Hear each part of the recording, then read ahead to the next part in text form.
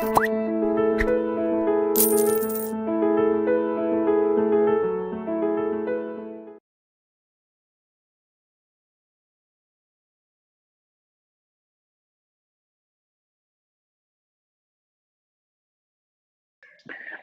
UPSC, the interview part is slightly unpredictable. I won't say it's unpredictable, but it becomes dicey somehow.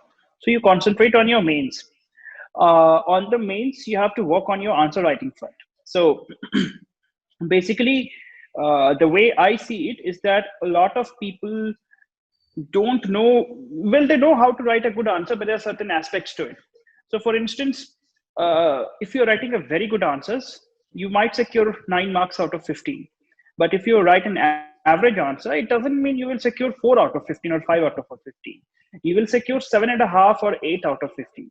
So the gap or the difference between a very good answer and an average answer is hardly 1.5 marks. And over a period of the entire main examination, you write 117 questions, leaving aside essay paper. So there are 20 questions in GS paper 1, 2, 3 each, 19 in ethics, 19 in your optional paper 1, and 19 in optional paper 2, total of 117. So a lot of aspirants, what they try and do is that they try and create a difference or a margin of 4 or 5 marks in one or two good answers. This is not how UPSC works. It needs a lot of consistency. So you have to consistently strive for securing an edge of 1.5 marks, 0.5 marks in every answer. You know that you have to have that element. You have to work really, really very hard on getting an edge of half marks, 1 marks, 1.5 marks in every answer. And over a period of 117 questions, that will accumulate. Securing an edge of, let's say, zero 0.5 or 1 marks in 100 questions, then you already have an edge of 70 or 80 marks, which is a very big deal. That can create a rank difference of about 200. So that's what I worked on. Every time I wrote an answer, I was looking for something which could give me an edge of half marks or 1 marks over other aspirants. Because everyone who clears the prelims exams already has a very good knowledge base. He knows a lot of stuff. He's probably writing the similar content. So and how do you differentiate your answer with this extra edge that you can provide in your answer? That's what I worked on. I'll talk about my answer writing techniques or how I improvised on my answer writing later on as we progress.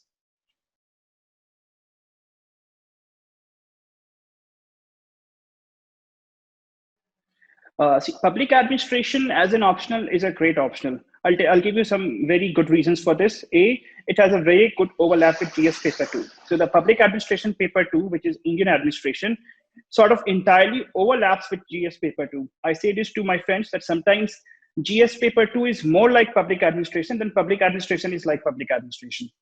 So that's there. Then you have an advantage in ethics. In ethics, you have topics like probity, corruption, social audit, all such stuff that is covered in public administration. Similarly, you cover a lot of stuff in economics in GS paper 3 because you're studying financial administration here and you're covering entire monetary policy, fiscal policy, disinvestment, PSUs, everything. So that is one of the benefits of public administration. Specific input considering the changing scenario. Well, public administration, what I have felt over the past 2 years, that after 2012, public administration got sort of very dynamic. There were rumors about having a hidden syllabus or something like that. It wasn't that way. There was no hidden syllabus, in my opinion. But the question paper got very dynamic. So you cannot study public administration simply by going through some notes or referring to one or two. It now requires a very in-depth study and interlinking it with other subjects like social issues or economics or political science has become all the more important, especially paper 2, which has got far more dynamic. So now you have questions like questions on TRAI, Telecom Regulatory Authority of India, or questions on disaster management or climate change. These are somehow not a very hardcore public administration topic.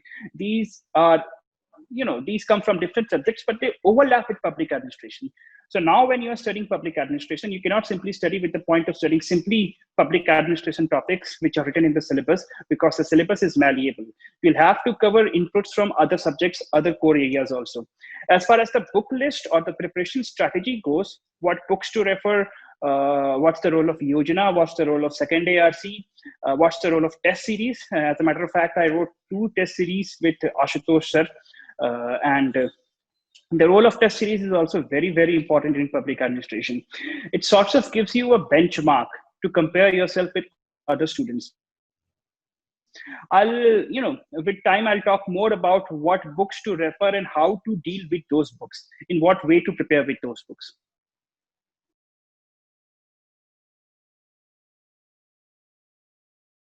See, like I said, there are a couple of books you should be referring. Let me come to those books. The first, let me start with paper two, because that has a shorter book list. The first thing you should be doing in paper two, apart from what you are being taught in your classes by your mentor, by your educator, is that you should focus firstly on second ARC. People have this mindset that since it is an old report, I think the last report came out in 2009. So there is a gap of almost 11 years now between the last report and the current administrative scenario. So people have this opinion that since it is a very old report, it's not very relevant as such, which is wrong. Second ARC is still very, very relevant. Also, don't get into the habit of reading the summary of second ARC report. There are some reports you can read a summary for, but there are certain reports, like reports on financial administration, reports on personal management, very important reports on Panchayati Raj. These reports, you should be reading them from cover to cover, the entire report, and making notes on your own. Similarly, reports on ethics and governance, probity and governance, there's a report on that. Other than that, reports on police administration, police reforms, that is a very fantastic report. So these are 5 or 6 reports I suggest you should be reading in entirety. Other than that, you can refer to, there's a book by B.L. Faria on Indian administration. The book is sort of outdated. You will have to update it with current examples and everything. R.K. Arora for Indian administration is very good. Yojana has a very important role to play. For Yojana, I don't suggest that you read the entire Yojana magazine. What you can do is that every year you will find some issues of Yojana which are relevant to public administration per se. So for instance, you will have an issue on Panchayati Raj institution. It came in 2018, I think, when we had a 25 years anniversary of the 73rd and 74th Amendment. So you might have a dedicated issue on rural development. You might have a dedicated issue on grievance redressal or urban development. Such public administration specific issues are very, very important. Let's say you get an Yojana issue on science and technology, India's progress in science and technology, or you get an Yojana issue on intellectual property rights. Now, this is not as such very important for you. So you can, pick and choose Yojana magazines, and those which you think are relevant for your optional, especially public administration paper 2, you should read them very diligently and make notes out of them. NITI Aayog website is also a very good source material for paper 2, especially when it comes to having examples and everything. Now, let me come to, you can also refer to Poonchi Commission reports. Those are sort of bulky, but they are nevertheless very good. So like I said, if I have to, concise or give the gist of it, then B.L. Faria, R.K. Arora, Yojana, your current newspapers and everything, and second ARC reports, and to some extent Poonchi Commission reports. That's the source material for public administration paper 2. And of course, there comes the guidance and mentorship and tutors, your mentors' notes and everything. That's also very, very important. Now, let me come to paper 1. Paper 1 has slightly bigger book list as compared to paper 2. So there are certain paper 1 which I think you should definitely be reading. There are 3 books by Bhattacharya. Now, these books are written in a very academic and a scholarly fashion. So unless you are thorough with your basics, I mean, you have a very good mentor, of course, Asutosh sir. So he'll teach you everything in quite detail. But then these books are an extra add-on which you should refer to. So unless you are thorough with your basics, these books can become sort of very difficult to read and comprehend. But these 3 books are very, very important. Let me tell you the name of these 3 books. There is this Social Issues and Development Administration by Mohit Bhattacharya. There's Restructuring Public Administration by Mohit Bhattacharya. And there's New Issues and Perspectives in Public Administration by Mohit Bhattacharya. These 3 books by Bhattacharya are phenomenal. I mean, I personally have read these 3 books almost 7 or 8 times. I sort of have a photographic memory of these books. I can close my eyes and I can recall the paragraph and the sentence and everything. You can make notes out of these 3 books. These books, like I said, are written in an academic fashion. So you will need some hard work preparing notes from these 3 books. And you'll have to add examples from paper 2 in each of these books. Next, you can move to Nicholas Henry. Nicholas Henry is a very good book. Read it for specific topics like financial administration, types of budgeting. You can read it for evaluation of public administration. You can read it for politics, administration, dichotomy. These are some of the topics which you should be reading from Nicholas Henry. There is a book, there are two books by foreign authors which I again prefer. One is known as Public Administration Primer, or Primer on Public Administration by H. George Fredrickson. Fantastic book. If you are, if you are good with internet, then you can find a free PDF of this book on internet also. Otherwise, you can buy this book. It's a very good book. Similarly, you have a Primer on Public Policy by Kevin Smith. Again, a very good book. These will not have Indian examples. For that, you need a very good tutor or a mentor, or you should be inquisitive enough to look for examples on your own and add into the core material which you read from these books. So these two are very important. R.K. Arora, Comparative Public Administration, is also very nice. It also covers portions of conventional public administration and as well as comparative public administration. It's actually not a book. It's actually the doctoral thesis of Mr. R.K. Arora, which is now being circulated as a book. So it was written back in 1970s and everything. So it still has the context of, Cold War and the global international scenario of those days. So when you're reading R.K. Arora and you're reading that book, keep that in mind. But it's a small bluish book, very, very nice book. And for thinkers, there is Prasad and Prasad, or you can refer to IGNOU materials. I have my, complaints, and my Prasad and Prasad is one book which is good, but I won't recommend it very highly. If your mentor or your guide is teaching you thinkers, then you can skip Prasad and Prasad also. But if you're doing it on your own, then Prasad and Prasad is a very good book. For organizational behavior, there's a book by Stephen Robbins. You don't have to study everything from that book. What you can do is that you can study only topics which are related to organizational behavior. So motivation, morale, leadership, such topics can be studied from Stephen Robbins. You can find a PDF of this book on internet also. And Paria, Indian administration book for paper 1, is also very nice in some aspects. So these are 6 or 7 books which you should be referring to. There's a book by Mohit Bhattacharya known as New Horizons of Public Administration. You don't have to refer to that book. I told you there are 3 books by Mohit Bhattacharya you should be referring to. So if you're referring to those 3 books, you don't necessarily have to refer to New Horizons by Bhattacharya. So, that's the specific books which I would have. And other than that, your mentor's guidance and notes are paramount. Whenever you are reading books, you are making notes out of them. You ultimately make them so that you can write a very good answer. So when you write an answer, you have to get it reviewed. You have to get it checked by your mentor. And you will also have your class notes, which are phenomenal. So if you combine everything, and if you actually study these things and revise them over and over again for, 6 times, 7 times, then my public administration score last year was 302. This time, the marks are not out yet, but I'm expecting better score definitely. So if you combine everything, all of these things, then I'm pretty sure you will have a very, very good score in public administration.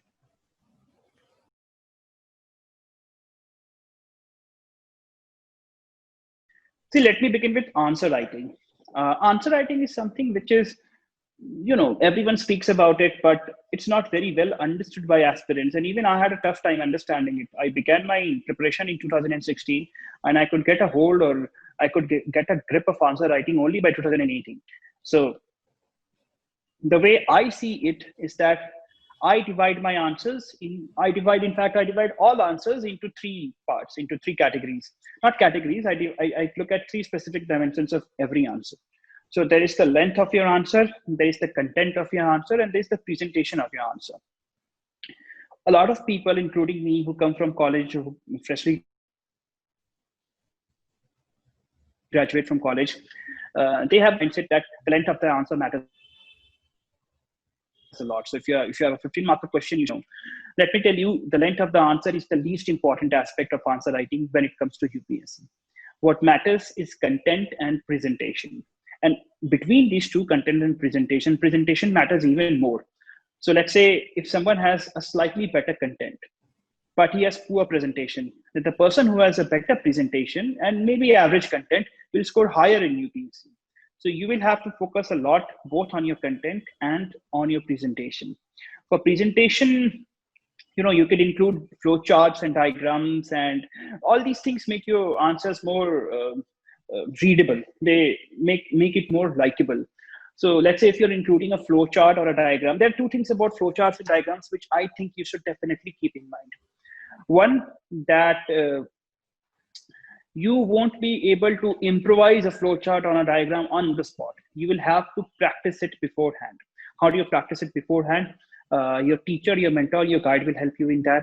You can practice it on your own, but you will have to do it beforehand. It's not very easy to. In fact, you will make a mess out of it if you try to improvise it on the spot. Second important thing about flowcharts and diagrams, which I think is very important, is that there are two aspects to flowcharts and diagrams which you should keep in mind. Number one, that whatever you make should be self-explanatory. So there is no point making a flow chart or a diagram and then explaining it in half a paragraph or one paragraph. If you have to do that, then don't make the diagram, just simply make the explanation. So whatever you make should be self-explanatory. Second, it should, condense your answer. So if you can write the same thing in paragraph form in 2 paragraphs or in half a page, but in a flowchart form, it is taking an entire page, then better write it in a paragraph form. Don't go for a flowchart or a diagram. So it should condense the content into a smaller space, and it should be self-explanatory. That's one thing about presentation. For content, you will get enough content from the books I have already mentioned. You will be taught in your classrooms also. Always try and mention very good examples. You will have to collect those examples from newspaper, from NITI Aayog, from wherever you can. You'll have to work hard on these examples. And always try and mention the legal aspect behind everything you say, or every opinion, or everything you write in your answer sheet. So what do I mean by legal opinion or a legal background to everything you write? It simply means that if there is a constitutional article supporting what you're saying, a fundamental right or a directive principle or some other article in constitution, or if there is a law, so you will find laws on many social issues like employment or dowry prohibition or SC/ST Atrocities Act. You will have a legal background to a lot of things you write. So always mention the legal background. If there's a committee report or a commission report, always do mention that. This is also very important. If there is a Supreme Court judgment on something, you have to mention it. If there is a international convention or an international protocol or something related to that, then make sure that you mention that also. So the legal background to everything you write is very, very important. Other than that, what I suggest is that write paragraph forms, point forms. Perhaps you can use a connecting thing, like when you're moving from one part of the answer to another part of the, then you can use paragraphs. But when you're writing answers, write them point-wise. It's also good that you number your points 1, 2, 3, 4, 5, 6, because that makes it easier.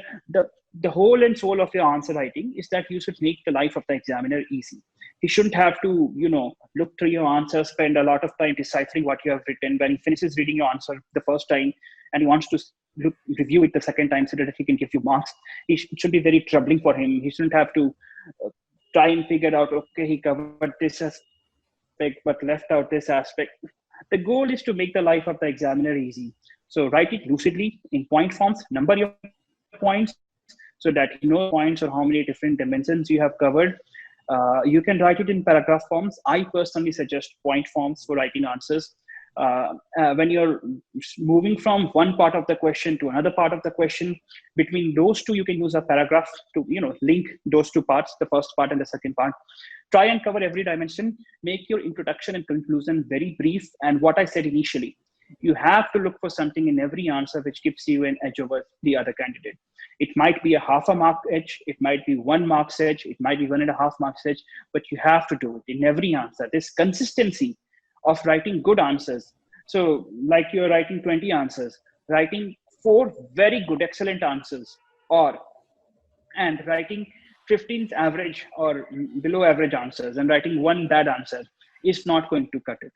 What you have to do is you have to write 10 or 12 above average answers, maybe 1 or two excellent answers, and then rest of them average answers. You have to keep it very consistent. You cannot think that you can write 4 or 5 excellent answers and then compromise on other answers and get a good rank or a good score. That is not going to happen in UPSC. So work for that consistency. You'll have to look at a half mark edge or a 1 mark edge or 1.5 mark edge in every answer you write. So these are like, this is what I focused on when writing answers.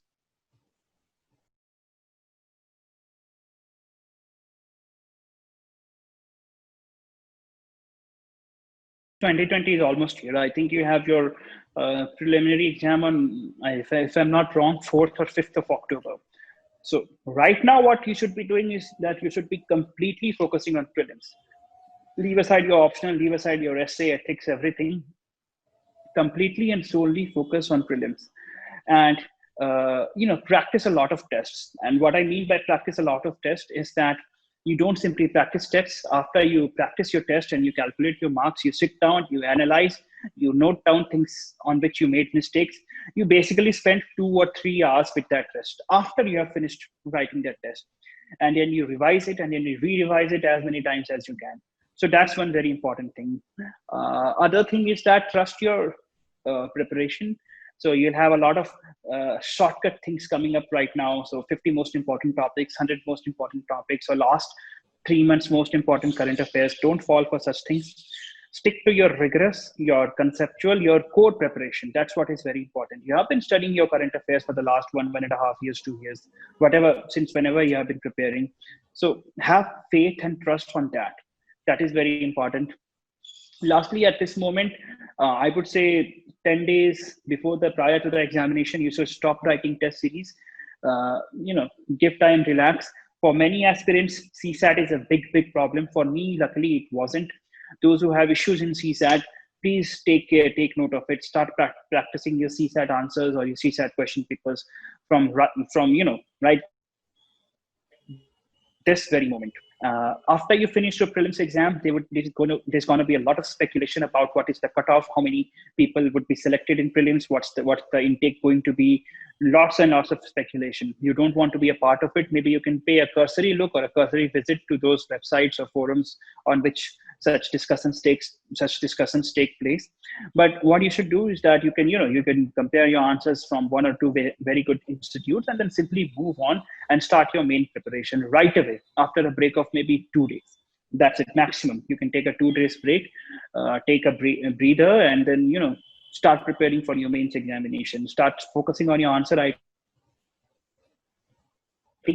Essay paper from the ethics paper from the very beginning. Otherwise, a lot of people ignore the ethics paper, and at the end, it becomes very panicky. They are running here and there to work on their ethics. So start preparing your ethics paper also. For those who are preparing in 2021, I think your prelims is going to be in June. So you have some more time. You can finish up your basics, your history, your economics, your geography, everything. You can finish it up in, let's say, another couple of months. But the last 2.5 months, you should be, like I said, again, focusing completely on prelims. Next year, we have this unique situation that there is very little time between preliminary examination and the main examination. So as soon as you finish your prelims examination next year, straight away jump into mains preparation. Do not waste time speculating or daydreaming that, will I succeed, won't I succeed? You should be on your toes, working very, very hard every day.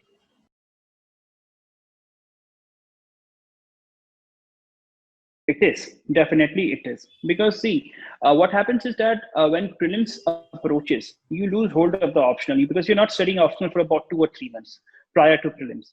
So during those 3 months, those 4 months, you actually lose hold of the optional. You're not reading it or revising it. So if you have completed your optional syllabus once, and if you are thorough with the basic concepts, then you can take it to the next level after your prelims preparation gets over. So if it's always advisable, and I suggested that you should have one complete reading of your optional, one thorough reading of your optional prior to prelims. 3 months prior to prelims, you should be done with that. So early start for your optional paper, you should be decided what optional you are taking, and that's obviously an advantage, no doubt, no two opinions about it.